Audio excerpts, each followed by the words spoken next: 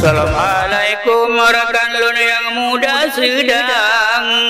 ingat ke Tuhan sembahyang beta Tuhan awat Tuhan kabur mata kali moh badan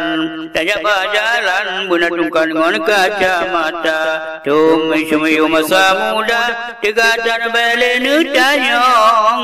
ada makanan tanpa jauh yang hawa hitja ublang aku kaya tak barang datai malam ada lihat dengan muka-muka wajah Tuhan tergura sayang hanaban awak makanan yu pentang batar berkaya wajah jangan tongkat kaingeng badan kamu pok rom-rom di kalon kakak bermata yu masa muda poya-poya putur syaitan bawa sembahyang uro malam lalai undunya batapi sehat tenaga luangan dalam tua ke Tuhan uro malam sibuk mulia awat Tuhan kekurangan bersadar takut ke Tuhan karena mati minta musalah ada dua daya tak ada tanya yang kalon tujuh ingin kami reng kerawar bapa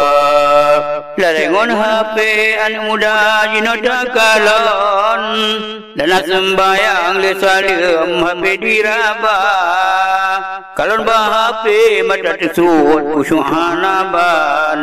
yubul Quran mata tengunan menjaga yubul Quran mata tengunan menjaga wajah Tuhan kacamata haruina sajan tajabah jalan ngedungkan meraba-raba leuru Tuhan kasadar takut mati kasingok pagi lampu bu amai lunana je urang cacar yang waras syukur ke Tuhan tidak sembahyang tekalon sedih lagoina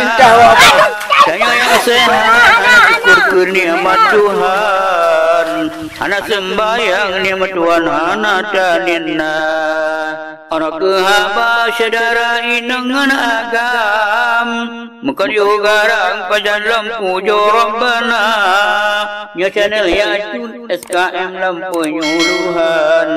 batu orakan subscribe komen benar